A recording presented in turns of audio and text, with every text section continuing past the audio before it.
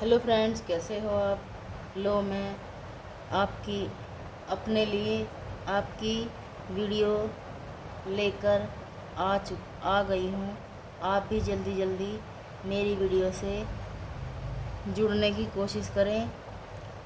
मैं अपनी हिंदी व्याकरण की के नए टॉपिक को लेकर आपके लिए नई वीडियो लेकर आई हूँ। उसका नाम है क्रिया। चलो शुरू करते हैं आज की नए टॉपिक की क्रिया की शुरुआत। तो आज का टॉपिक हमारा क्रिया रहेगा। क्रिया की परिभाषा व उसके भेद। तो देखते हैं क्रिया किसे कहते हैं। सबसे पहले हमें ये जानना होगा कि क्रिया किसे कहते हैं। तो उसे क्रिया की परिभाषा के नाम से हम समझेंगे। परिभाषा कह दो या क्रिया किसे कहते हैं, इस प्रकार कहकर व्यक्त कर दो। लेकिन शुरू करते हैं हम क्रिया की परिभाषा। जिस शब्द से किसी कार्य का होना या समझा जाए अथवा व्यक्त किया जाए या हो तो किया जाए हो तो उसे क्रिया कहते हैं। ठीक है। जैसे आना, जाना, मरना, करना, खाना, पीना, उठना, बैठना, पढ़ना, लिखना, खेलना, कूदना, दौड़ना और भागना आदि, ये सब क्रियाओं के अंतर्गत आते हैं। ये सभी शब्द क्रियाओं के अंतर्गत आते हैं। देखते हैं क्रिया के रूप लिंग, वचन और पुरुष के अनुसार परिवर्तित होते हैं।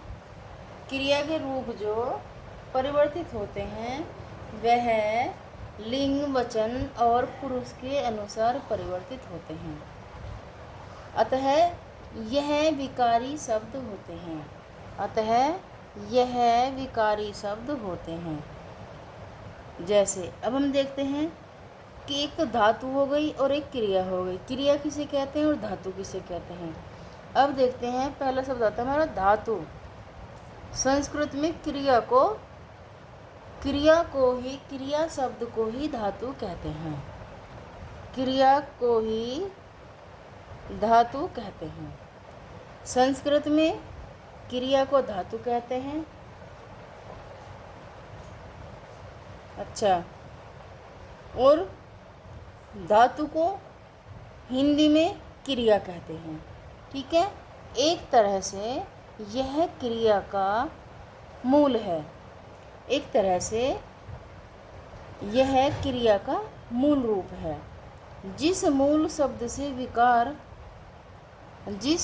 शब्द में विकार होने की क्रिया बनती है उसे धातु कहते हैं।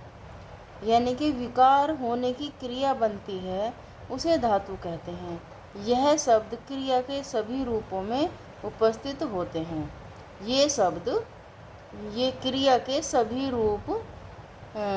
सभी शब्द क्रिया के रूपों में उपस्थित होते हैं। कुछ उदाहरण कुछ इस प्रकार से हैं। अब देखें धातु किस प्रकार के होते हैं और प्रत्यय लगाने पर ये क्या बन जाते हैं और क्या क्रिया करते हैं। तो जैसे ये हमारे धातु के रूप हैं उठ, दौड़, हिल, मिल, नाच, काम, चिकना। ये सभी रूप धातु रूप में पाए जाते हैं। अब देखते हैं इनमें प्रत्यय लगाने पर इनको क्या बनाया जाता है। जैसे ना का हो जाएगा हमारा उठना। उठ का आ लगाने के बाद उठा हो जाएगा। ए लगाने के बाद उठे हो जाएगा। ओ लगाने के बाद दौड़ उठो हो जाएगा। तो आदि इन शब्दों के मिलने से क्रिया शब्द इस प्रकार कंप्लीट होते हैं। उठना, उठा, उठे, उठो। दौड़ना, दौड़ा, दौड़े, दौड़ो। हिलना, हिला, हिले, हिलो, मिलना, मिला, मिले, मिलो, नाचना, नाचा, नीचे, नाचो। ठीक है, इत्यादि इन सभी धातुओं में इस प्रकार के प्रत्यय लगाने से ये शब्द हमें मिलते हैं जिनके द्वारा हमारी क्रिया कंप्लीट होती है। अब जैसे हमारा काम, इसमें प्रत्यय लगा दिया हमने आना, काम आना, चिकना आना, तो काम आना हमारा हो जाएगा कमाना। ठीक है, और चिकनाना यानी कि जब हमारा तेल के डिब्बे का ढक्कन चिकना हो जाता है और उसे हम बार बार खोलते हैं तो उसे हम क्या कहते हैं, तो उसे हम तेल का डिब्बा चिकनाना, तेल का डिब्बा चिकना रहा है, उसको बोलते हैं चिकनाना। ठीक है, आगे देखते हैं, इससे आगे क्रिया के भेद देखते हैं। क्रिया के भेद, क्रिया के भेद हमारे दो प्रकार के होते हैं। पहले भाग को हम सकर्मक कहते हैं, सकर्मक क्रिया कहते हैं। दूसरे भाग को हम अकर्मक क्रिया कहते हैं। पहले देखते हैं कि सकर्मक क्रिया किस प्रकार की होती है। जिस धातु से सूचित होने वाले व्यापार का फल कर्ता से निकलकर दूसरी वस्तु पर पड़ता है उसे सकर्मक क्रिया कहते हैं।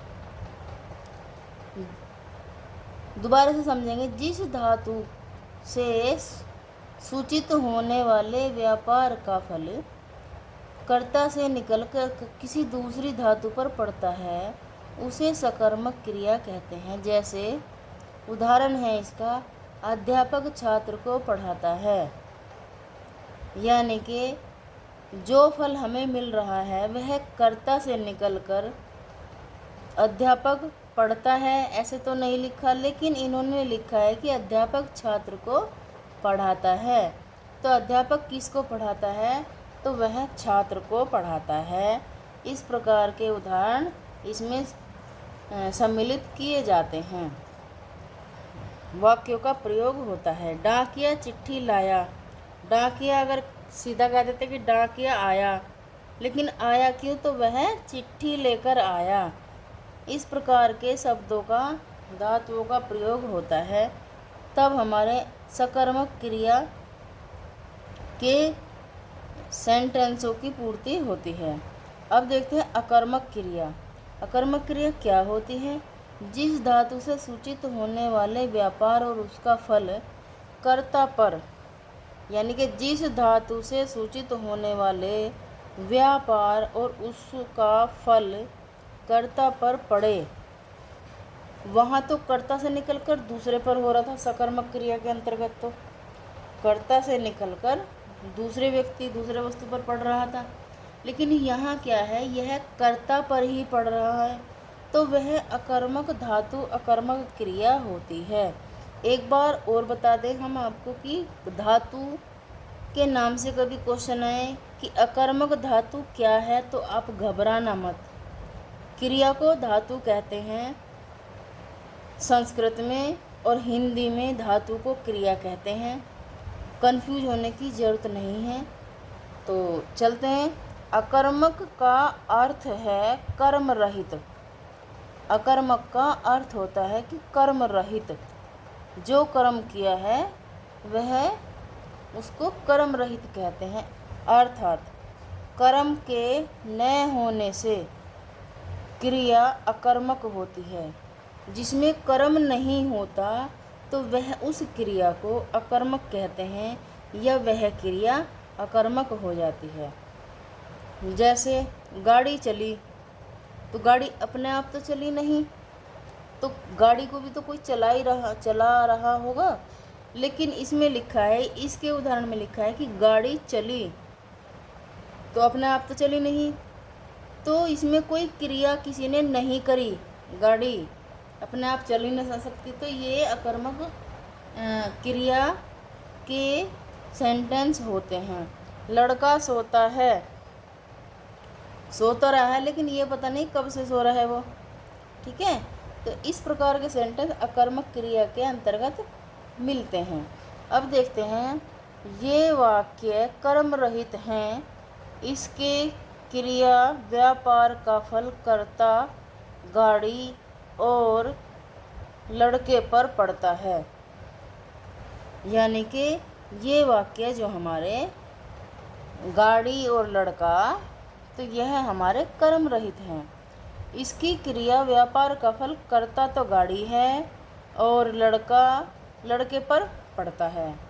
यानी कि फल कर्ता गाड़ी और क्रिया लड़का पर पड़ता है।